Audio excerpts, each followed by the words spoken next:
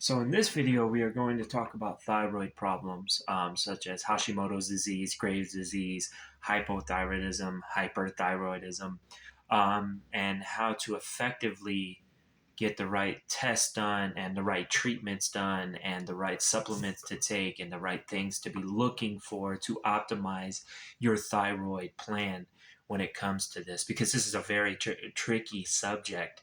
Um, so the usual test for any type of thyroid, if a doctor like such at like an ER or your primary care doctor, usually they take a blood test called the TSH test, which stands for thyroid stimulating hormone. It's produced from the pituitary gland of the brain to trigger the thyroid to make your thyroid hormones such as T3 and T4. Okay, so usually they only take a TSH test, and this doesn't really tell you much besides it could pick up hypothyroidism or hyperthyroidism, but I'm about to explain in this video it's much more complicated than that. So the other chemicals that your thyroid makes is T3 and T4. T4 is thyroxine, which is the medication that they prescribe.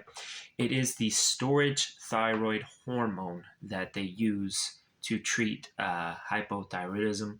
But this med turns into T3, which is your active thyroid hormone. So when sometimes some people don't metabolize these drugs the correct way, they won't even be transferring the T4 into the active thyroid hormone T3, um, and this can be a problem because then the person is on the medication for their thyroid dysfunction, but it's not working because it's not turning into the active thyroid hormone, so it's just pooling up in the blood. Um, so this is why a lot of people use when they go to like a holistic doctor, they use Armor Thyroid, which is a natural animal product that contains both of T4 and T3 to treat thyroid conditions. Now, if you have Hashimoto's or Graves' disease, um, any autoimmune condition, if you look at the studies, have always usually been proven to start within the gut. Um, so the reason is simple. You get conditions like leaky gut syndrome, for example, where the gut lining becomes ruptured in a place and food particles don't go through the digestion system correctly. They just bypass right through it. It goes into the blood. The body sees this as foreign, and wherever it ends up in the body attacks it as a foreign thing. So that in effect, your body's attacking itself. And that's what any autoimmune condition is the body attacking itself. So they're linking this to gut dysfunction when you have a autoimmune condition. So you really should be getting like your gut tested for H. fluoride, and you should be avoiding food allergens and stuff like that. Get a food allergen test done. Make sure you're not eating things that you're allergic to, like eggs, like the common ones: eggs, peanuts, gluten. Um, all this stuff. It can be worsen your condition. I knew a lady with lupus before, and she had lupus, and anytime she would eat bread which has gluten in it, her symptoms got worse. So she got a food allergen test done, and she just avoided the food allergen, and her lupus was a lot better. So other things to consider that are very important when treating thyroid conditions: iron levels need to be optimal for thyroid hormone to get into the cell. And I mean optimal, not what they say is in the blood test, because think about it for a second. They tell you that for a woman, for example, some of the lab results say that a ferritin level or an iron level of about 50 is good. So, but if you are at a 49, you're low, but at a 50, you're good. So, and this is the treatment that they use for people, not really treating everybody individually as their body composition needs. So I mean optimal. What do I mean by optimal? Well, having your ferritin levels at about 100 is pretty much the optimal level for iron to get that done. Other things to consider, so get a full iron panel done, right? So this is going to get your total iron binding capacity, your iron saturation levels, your ferritin levels, and your iron levels in general. So you need to get that done as well if you are treating a thyroid condition. Also, your adrenals need to be working correctly for thyroid hormone to get into the cell. So the adrenals and the thyroid have a very good relationship between one another and how they work. The adrenal or the thyroid needs cortisol from the adrenals to penetrate into the cell. So your thyroid hormone needs cortisol to penetrate into the cell. So if you have hypoadrenal function, if you have low adrenal function from, could be anything, could be massive inflammation in the body, could be high amounts of stress, could be a traumatic event, could be toxic metals, could be all types of things that cause this problem, um, then you realistically you need to treat the adrenals as well while you're treating the thyroid. Otherwise, you're not going to get any results. And another test that they really overlook. This is a weird one that they overlook this. So you have T3 and T4. There's also a thyroid hormone called RT3. It stands for reverse T3. So reverse T3 is like your body's active thyroid hormone blocker, and it gets high when there is problems with the body. Could be illness, could be you have the things I just said. I mean, toxic metals, could be high amounts of stress. RT3 goes up. Okay. The problem with this is once RT3 goes up, T3 cannot work. It can't work. Your active thyroid hormone can't work. It's going like this, trying to hit the cell. It can't get in. Doctors don't even test for reverse T3. And when you ask an endocrinologist, the people that specialize in this about it, what they say is they say, well, it's only high in terminally ill people. But that doesn't make any sense when you think about it.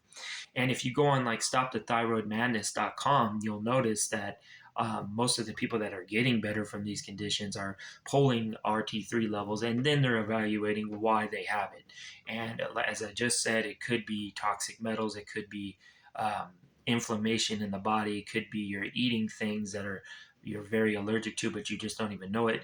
So there's plenty of things there that could be the problem. Now, also, you want to boost ATP production. So which ATP is the backbone, or it is basically your energy levels for your mitochondria in your body.